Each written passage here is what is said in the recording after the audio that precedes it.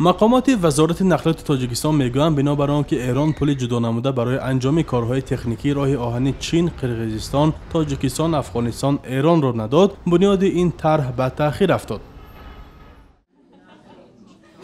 خدایارov وزیر نقلیات تاجیکستان روز 31 ایول ضمن نشستی مطبوعاتی در دوشنبه گفت که تهران وعده کرده بود که برای اجرای کارهای اساسناکنی اقتصادی و تکنیکی لایحه راه آهن 1 میلیون جدا میکند، اما به گفته وزیر نقلیات در مدت 7 سال بعدی امضای این سازشنامه ایران تنها 5 این مبلغ را اختصاص داده است.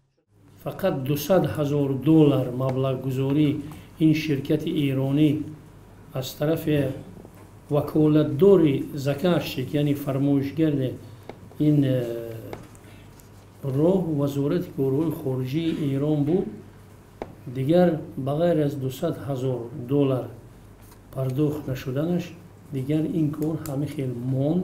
وزیر نقلیات تاجیکستان اظهار امیدواری نمود که در آینده امکان دارد اجرای کارهای اساسناکنی اقتصادی تکنیکی لایحه راه آهنی مسیر چین، قرقیزستان، تاجیکستان، افغانستان، ایران ادامه یابد و هر کشوری شامل این طرح 5 گانه در حدودهای خود مسئله کارهای تکنیکی را با مبلغ گذاری خود پیش خواهد برد. و گفت فعلا در مورد پیش بردن کارها در این طرح هیچ پیشروی نیست. در پی وعده ایران برای انجام کارهای اساسناکنی اقتصادی و تکنیکی میان وزارت نقلیات تاجیکستان و شرکت مترو ایران هم سند به امضا رسیده سال 2002 از سوی مجلس نمایندگان تصویب گردید. در گذشته تاجیکستان از آن شکایت داشت که جانب ایران تهیه این نقشه را به درازا میکشد و بهانه میکند که به نقشه های ویژه گیودزی که سری دانسته می شود دسترسی ندارد. درازی راه آهنی مسیر چین، قرقیزستان، تاجیکستان، افغانستان، ایران حدود 2000 کیلومتر بوده. قسمت تاجیکستانی این راه آهن 580 کیلومتر را تشکیل می‌دهد. بنا به معلومات متخصصان برای ساختمان هر یک کیلومتر آن از 8 تا 10 میلیون دلار ضرور است. به این راه 16 کیلومتر تونل و